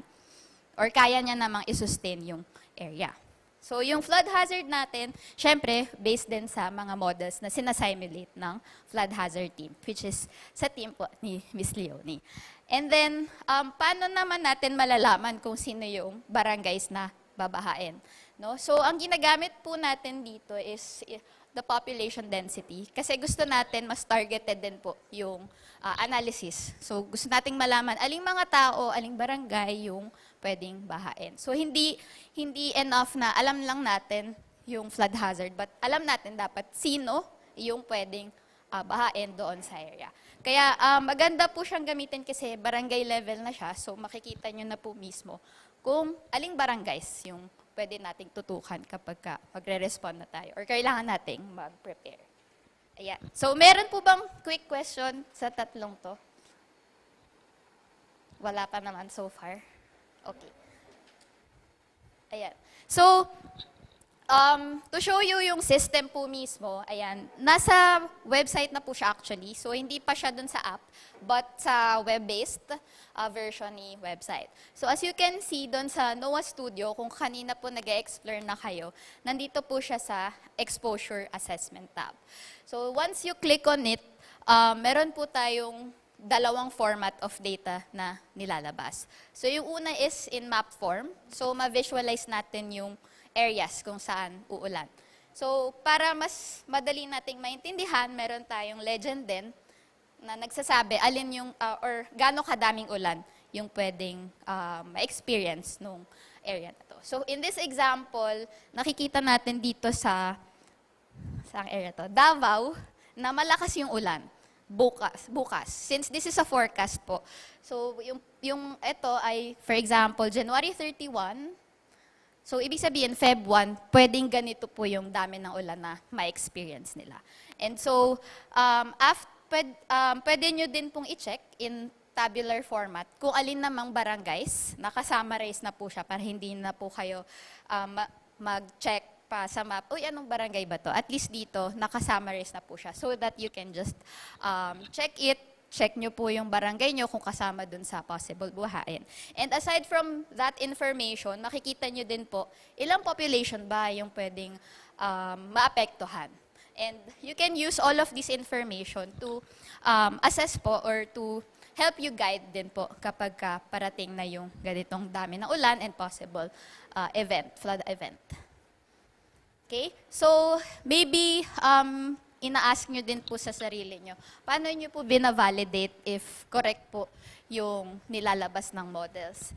So, one way to do it is through social media reports. So, kanina po, nakwento na ni Sir Voltaire kung ano yung Fight-PH, tsaka po yung initiatives doon po sa programs nila.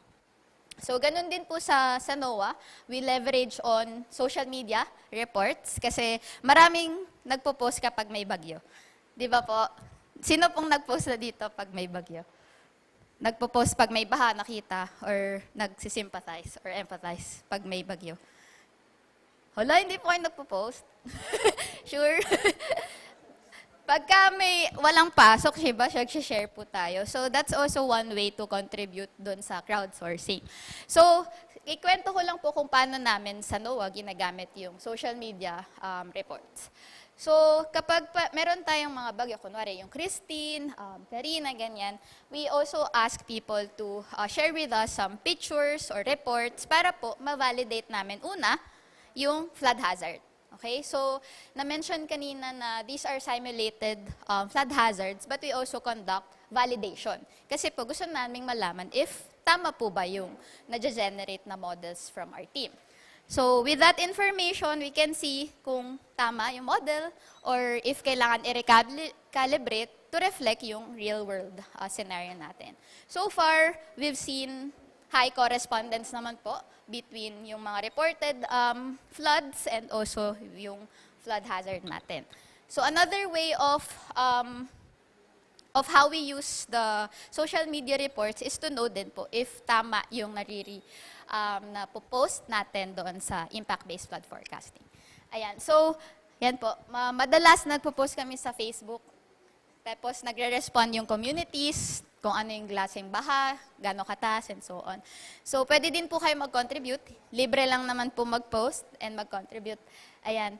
And, ayan, partly, we also use the lifesaver reports para po ma-validate yung mga models natin. Ayan. So, with the help of the ambassador from, not ambassador, but founder, ayan, nakakatulong din po yan. And then, si Weather Manila, nagko-conduct din po siya ng assessment or validation gamit yung models po niya. So, since, just to recap, si Weather Manila, sila yung nagpo-post ng mga rainfall forecast. And then, how do we know if tumatama ba yung models niya? So, si Sir Jerry, he usually compares it with recorded data from Pag-asa. Yung mga rainfall sensors po nila deployed across the Philippines. He checks it to know if nagmamatch ba yung model niya versus the actual scenario from the ground. So this is a good way to know if tama ba din yung napoproduce nating output or results. Okay? So siguro po, just to share what we've done in the past para malaman natin if nagiging accurate yung models natin. So we check in this example, January 2024, so nagkaroon ng malakas na ulan noon sa Davao, and what we do is to check yung mga social media report. So yung mga nakikita naming post sa Facebook, sa X, sa YouTube, mga news reports, chine-check namin sila manually just to know if our models are correct. And so far, for this scenario, mataas po yung correspondence between the results and then yung social media report. And then, ito po, medyo mas recent, February 2025. So, merong pag-ulan because of the shear line. So, sa Palawan, hindi daw din sila masyadong binabaha, but because of this event, ayan, may mga reports ng flood, especially like sa Nara, sa Aborlan, and sa Brooks Point.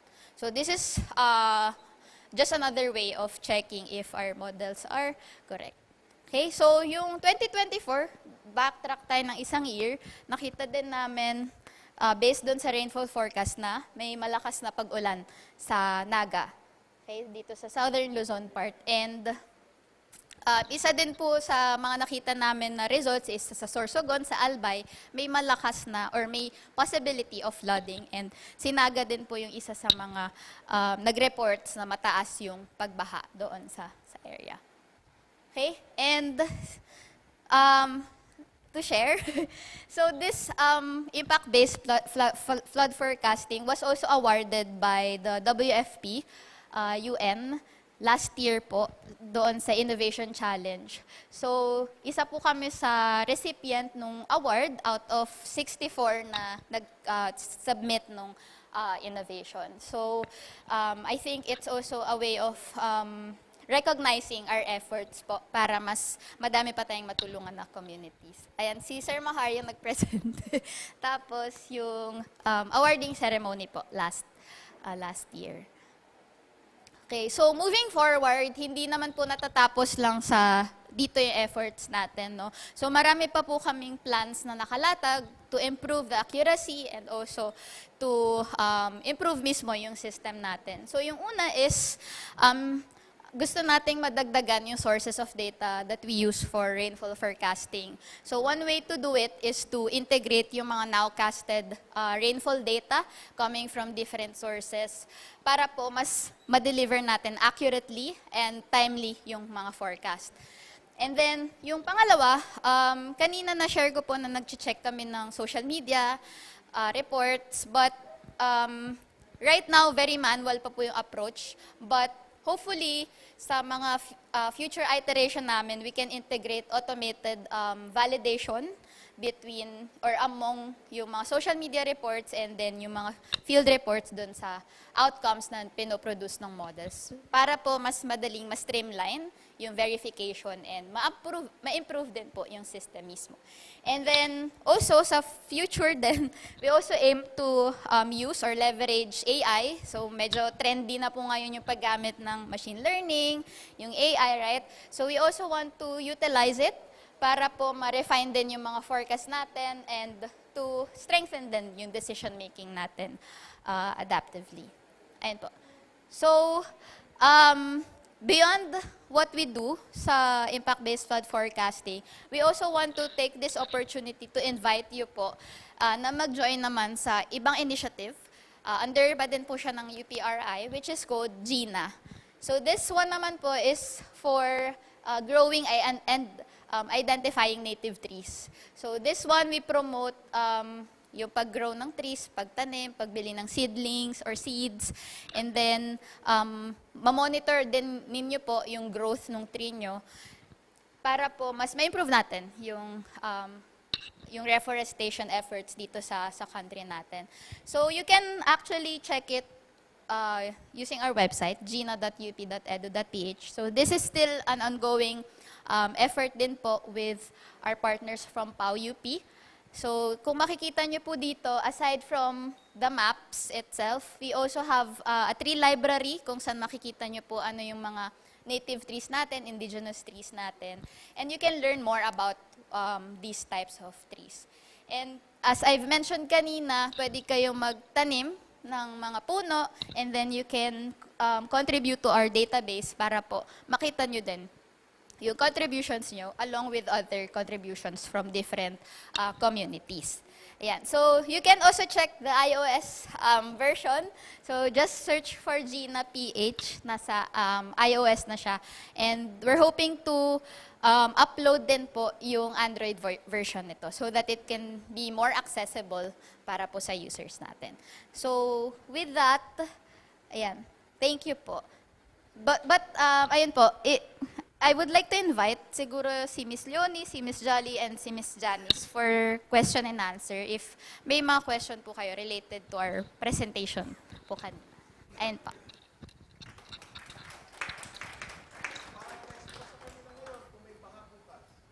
Ay, sige po. Siguro sa mga may laptop, pwede nyo pong i-check sa phone. Sige po, try nyo pong puntahan yung noa.up.edu.ph ulit. iPhone. If na-download nyo na po yung app nyo kanina, yung NOAA app, yung whether if you're in Android or iOS, meron po dun sa baba na NOAA Studio. Hanapin nyo po yung check the NOAA Studio. And i-explore natin yung impact-based para malaman po natin kung may pagbaha po. Possibility of pagbaha bukas.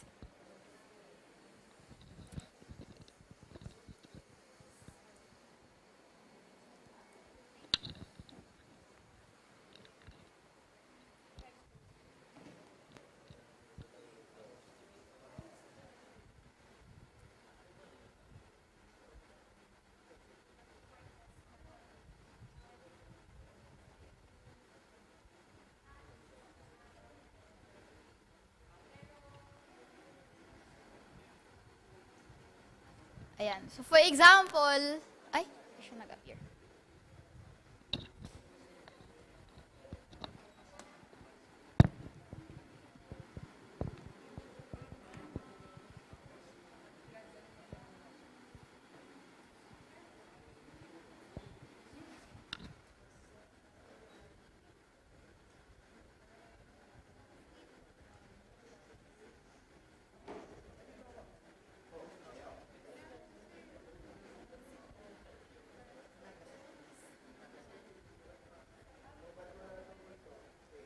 Sir?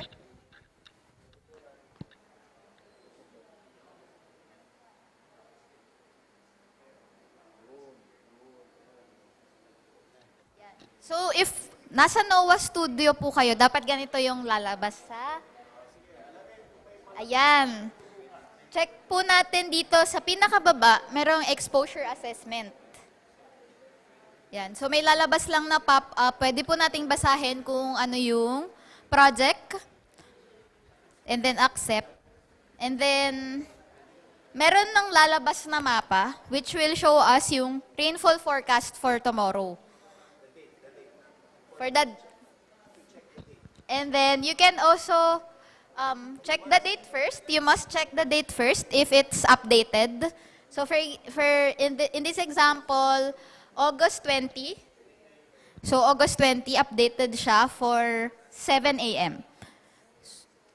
So, ibig sabihin, after 24 hours, ito yung pwedeng mangyari na rainfall.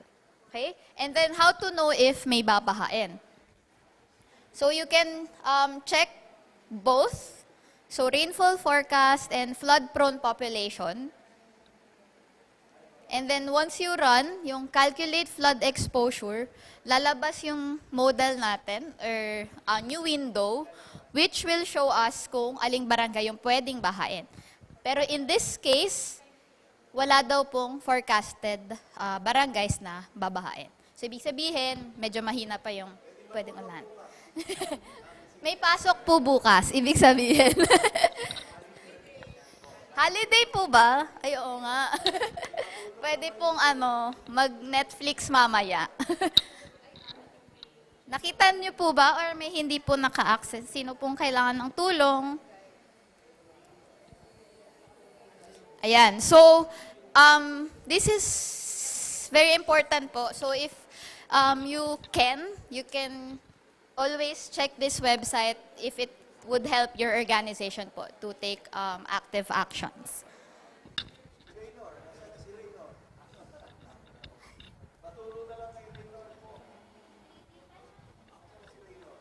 Ayan po, sa mga DRR po natin si Ma'am Pat, ayan. Opo. Additional, din po siya, source of information po, para po sa LGUs po natin. May mga taga-DepEd din po ba dito? DepEd, ay hindi niyo po nasa search? Wala.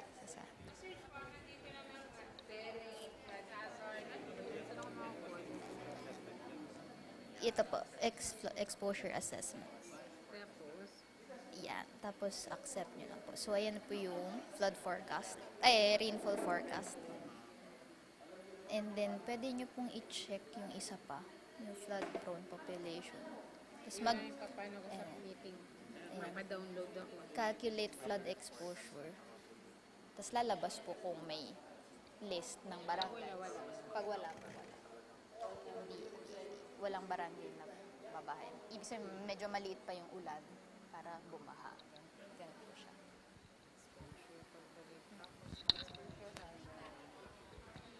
Ayan po. Ayan, may mga tanong po ba tayo sa paggamit or sa pagbuo ng system?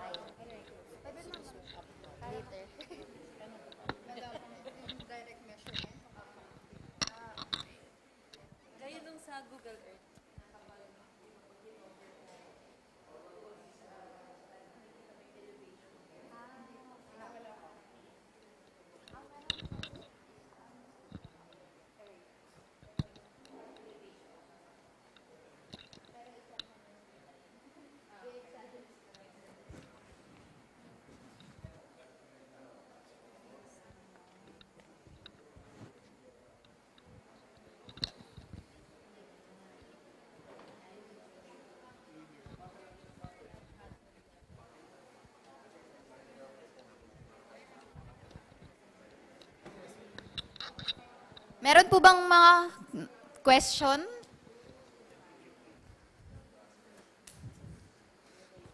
Wala na.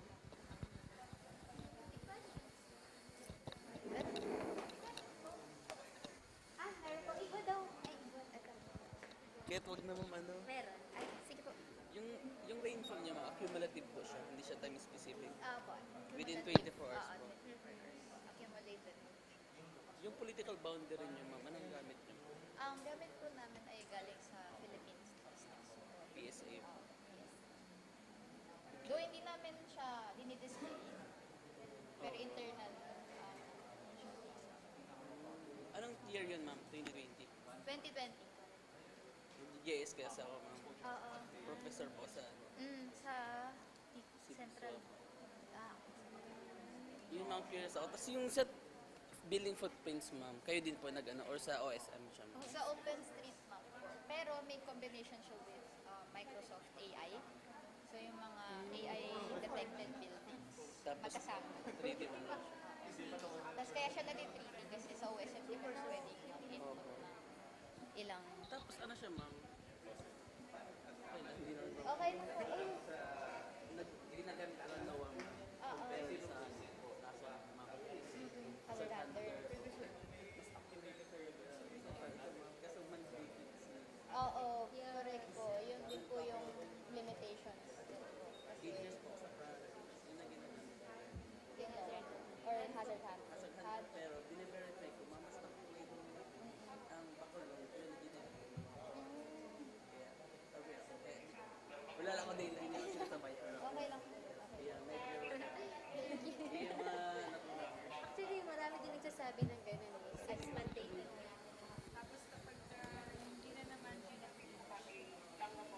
Ala kayo.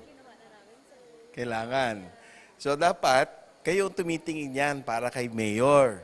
Tapos, kapag lumabas ang dyan, pwede nyong select by province, by municipality. Pag clinic nyo yun, kung may lumabas na Naga City, sasabihin nyo na kay mayor 1 day in advance. Diba? Ayun. Hahanapin ko yan kay mayor. Sige. Sige.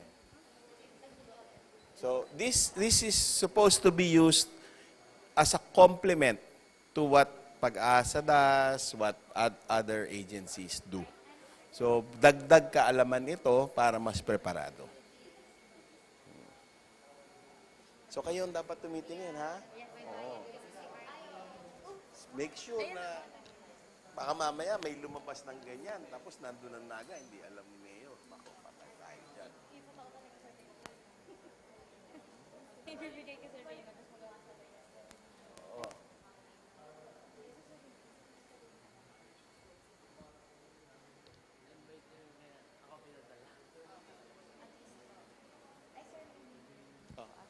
Oo. Sige. Ayan, may question po tayo. Ay, sir, tanong ko lang po, sir. Kada ilang years po, sir, yung updating ng simulations po? Nung sir, yung terrain po, yung existing, yung terrain po ng, yung flood. Kasi po, nagbabago ba sir yung developments ng, isang lugar? Yes. Meron kami mga maps na 10 years na, and they're still valid. Well, idea din talaga dapat gusto namin every 5 years kung Pilipinas pamalitan. Pero may ibang plano ang gobyerno. Pero yung idea. Pero meron kami na mga more than 10 years na, up to now, 100% pa rin yung accuracy niya kapag may nagre-report na crowd. Okay po. Thank you po. Tapos may tanong kanina dun sa anong scale, barangay level ba, nationwide ba? It's both barangay level and it's nationwide. Except for some areas na walang flood map. Kasi nga tumigil kami. Okay, sir. Thank you po.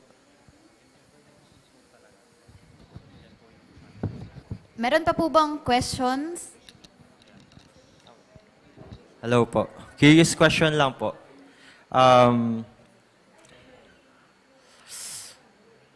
Itatanong ko lang po kung pwede na ba ang gamitin ang Project NOAA for like infrastructural planning? Kasi I think hindi nasapat, for example, ang pagtatanim para ma-mitigate yung flooding. It's more like masosolve na siya siguro, more on infrastructural planning. So, if yes po, how confident po ang team ng Project NOAA para magamit for infrastructural planning? Like, kasi for example, nakikita na dyan kung saan dadaan kung saan dadaan ng flood. Yun po. Sandali may tumatawag.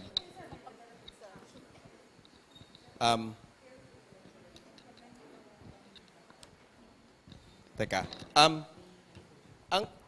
Hindi sapat ang alin? Ang pagtatanim? Anong sabi mo? Sa tingin, hindi sapat po, ang... Sa tingin ko po, hindi na sapat ang pagtatanim ng mga puno para ma-mitigate yung flood. But it can still contribute. Yes diba? po. Talagang hindi sapat. Pero ang tanong mo, kung pwede bang gamitin ang NOAA for infrastructure planning? Yes po. Oo. In fact, meron nga kami ngayon na MOU with DBM, DPWH, tsaka iba pang mga ahensya na minomonitor, kasama kami sa pag-monitor ng mga big-ticket projects ng government. So, yun kaya si BBM nagpupunta sa mga kung saan-saan, alam niya kung nasaan yung dapat na kumpleto, hindi kumpleto, dahil nakikita niya sa isang map lang. No? And they're using NOAA maps for that. So, naalalaman niya alin yung mga hindi na kumpleto. So, pag in-inspect niya gano'n, saan sila dapat. So, there's monitoring amongst all of the agencies. Kasama po kami doon. Tapos, ang tawag nito, ang question ngayon sa Congress, no, ay ang question ngayon sa Congress ay ano ba ang pwede natin gawin dito sa mga flood control na ito? Kaya ba natin i-simulate ito para malaman natin kung effective o hindi? So that was a question that was raised again and again and again dun sa Congress. So we were talking to some congressmen, sabi namin, kaya naman yan. Ang kailangan lang, yung design ibigay sa amin. Pag binigay sa amin yung design, we can create and simulate the scenarios kung effective siya o hindi. Para it's a good test or a basis for deciding whether to push through with a flood control project or not. Kasama reclamation, kasama yung mga dikes na magkahaba-haba at bilyong-bilyong piso. So we are confident, no? Ika nga parang siguro I'll try to rephrase that, no? Kanina pa ako dito nagbabanggit ng mga, dito kayo nagbabaha, dito nagbabaha. We have to trust in science. And the reason why science is being used by society is because it works for us. Diba? So we have to trust in science because it works. And pag hindi natin trinast yan, sa iba tayo nag-trust. Sa haka-haka, tansyameter. Diba? So hindi naman pwedeng tansyameter tayo. And that's the only basis that we have that is methodical, systematic. And so far, mukhang tama naman ng lumalabas doon sa mga sinasabi. And dito sa disaster work, you're only as good as your last performance. Pag nagkamali ka ng sinabi, sisiraan ka, mawawala ka sa disaster scenario. And so far, in the span of 13 years that we've been around, mukhang okay naman yung mga call because we have trusted in science and we have used it, no, despite the fact na nakakatakot na mag-announce. Kasi mag-announce ka tapos mali. Sasabihin, tanggalin na nga yan. Puro mali-mali ang sinasabi. And the fact that we're still around and people still use it, in fact, yung searches na kumuha ng NOAA, in the span of 2 years, reached 35 million. Yung ginawa nyo kanina na nag-search location, there have been 35 million people who've done that. Hindi pala people, kung hindi yung activity na yon, yung move na yon to search for their location. And so far, the response has been good. And if the response is not good, we're willing to clarify or redo things, no, para ma-change the second time, another time around. Ayun lang. So, ang sagot in simple terms is yes, we have to be confident and we are confident that it can be used. Yun lang po. Maraming salamat po.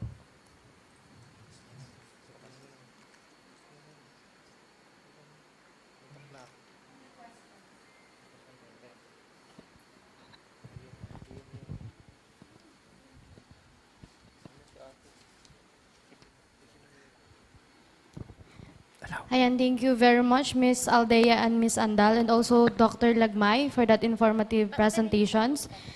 And now, we open the floor for joint Q&A session for the NOAA team. Feel free to ask questions po. May mga questions pa po ba?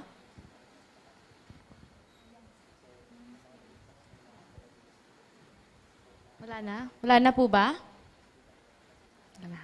Okay, thank you to our participants for the thoughtful questions and to the NOAA team for your valuable response. And as we close today's program, we invite the NOAA team to share a brief synthesis and closing message. May I call on Ms. Faye Andal?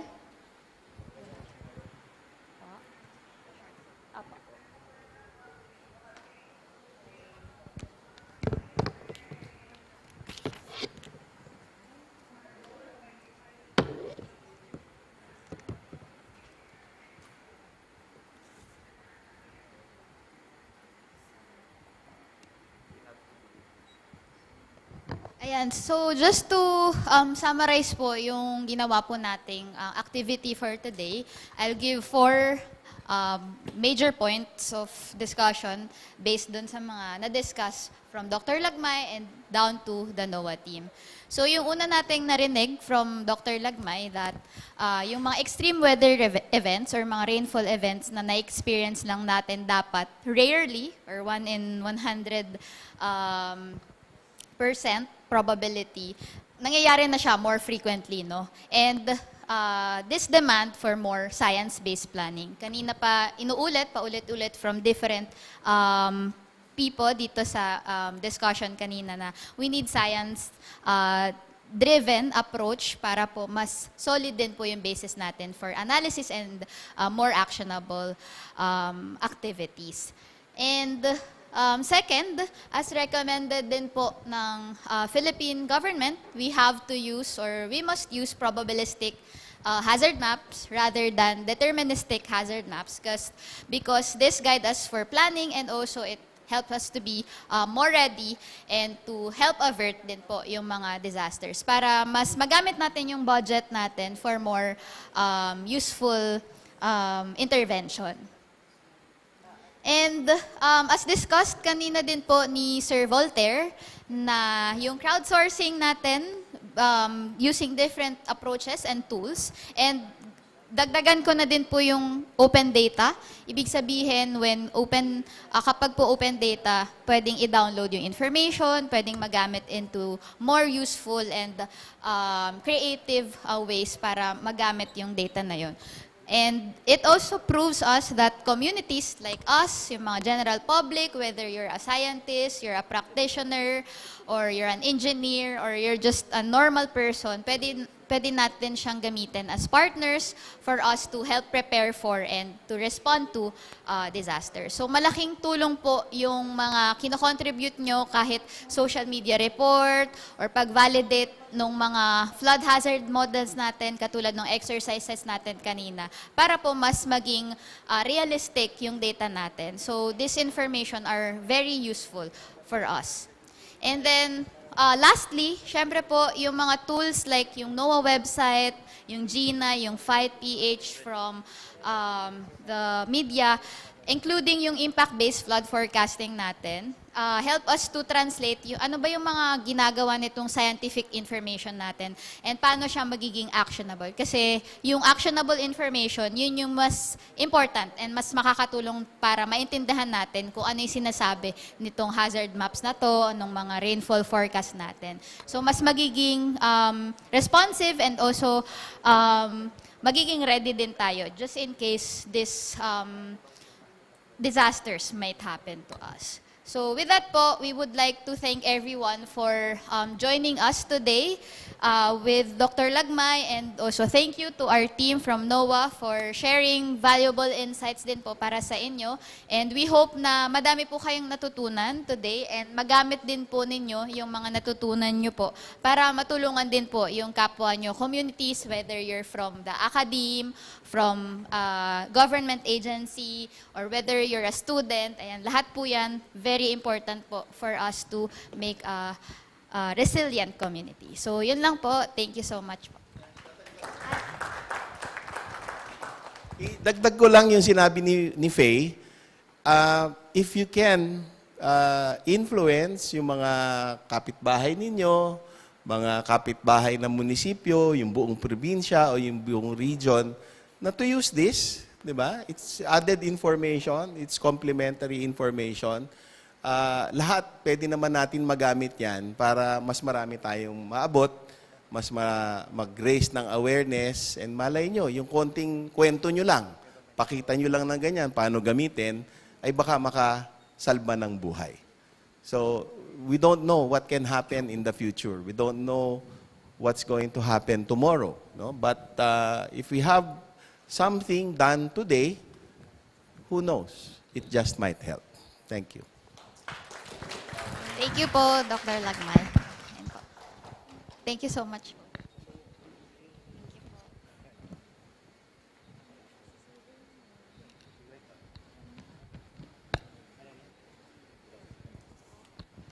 Ayan, thank you so much to the NOAA team for that meaningful conclusions. And also for the certificates po, we will send it na lang po via email.